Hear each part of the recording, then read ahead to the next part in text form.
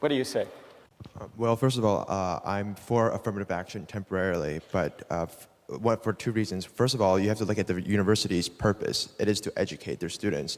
And I feel that different races, people coming from different races have different backgrounds and they contribute differently to the education. And second of all, when you say they have equal backgrounds, that's not true when you look at the broader picture and you look at slavery. And this is kind of a reparation. I think affirmative action is a temporary solution to alleviate history and the wrongs done to African Americans in particular. And what's your name? David. David.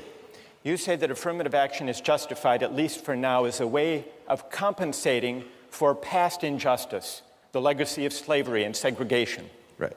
Who wants to take on that argument? We need now a critic of affirmative action. Yes, go ahead. I think that what happened in the past has no bearing on what happens today, and I think that discriminating based on race should always be wrong, whether you're discriminating against one group or another. Just because our ancestors did something doesn't mean that that should have any effect on what happens with us today. All right, good. I'm sorry, your name is? Kate? Kate. All right, who has an answer for Kate? Yes. I just wanted to comment and say that... Tell us your name. My name is Mansour. Because of slavery, because of past injustices, today we have a higher proportion of African Americans who are in poverty, who face less opportunities than white people. And so because of slavery 200 years ago, and because of Jim Crow, and because of segregation, today we have injustice based on race. Kate? I think that there are differences, obviously, but the way to fix those differences is not by some artificial fixing of the result. You need to fix the problem. So we need to address differences in education and differences in upbringing with programs like Head Start and giving more funding to lower income schools rather than trying to just fix the result so it makes it look like it's equal when really it isn't. Yes. Well, with regard to affirmative action based on race, I just want to say that white people have had their own affirmative action in this country for more than 400 years. It's called nepotism and quid pro quo. So there's nothing wrong with correcting the injustice and discrimination that's been done to black people for 400 years. Good.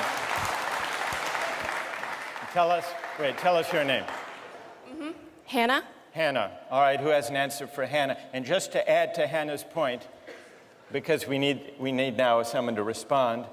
Hannah, you could have also mentioned legacy admissions. Exactly. I was going to say, if you disagree with affirmative action, you should disagree with legacy admission, because it's obvious from looking around here that there are more white legacies than black legacies in the history of Harvard University. And explain what legacy admissions are. Well, legacy admissions is giving an advantage to someone who has an arbitrary privilege of their parent having attended the university to which they're applying. All right, so a reply for Hannah. Yes, in the balcony, go ahead. First of all, if affirmative action is making up for past injustice, how do you explain minorities that were not historically discriminated against in the United States who get these advantages? In addition, you could argue that affirmative action perpetuates divisions between the races rather than achieve the ultimate goal of race being an irrelevant factor in our society. And tell us your name. Danielle? Hannah?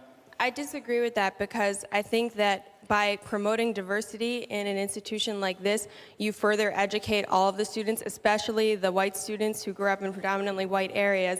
It's certainly a form of education to be exposed to people from different backgrounds, and you put white students at an inherent disadvantage when you surround them only with their own kind. Why should race necessarily be equated with diversity? There's so many other forms. Why should we assume that race makes people different? Again, that's perpetuating the idea of racial division within our universities and our society. Hannah?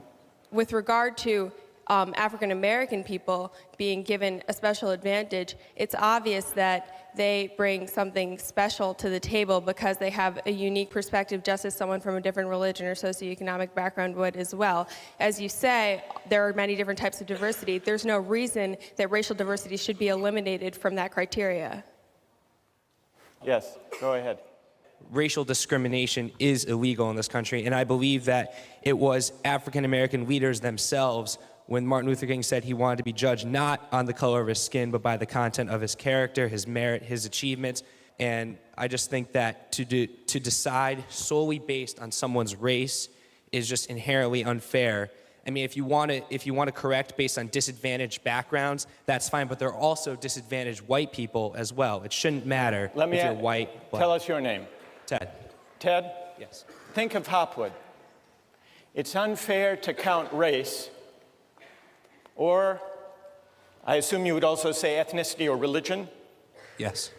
Do you think she has a right to be considered according to her grades and test scores alone? No, there is more to it than that. Universities need to promote diversity, and So you agree with the goal of promoting diversity?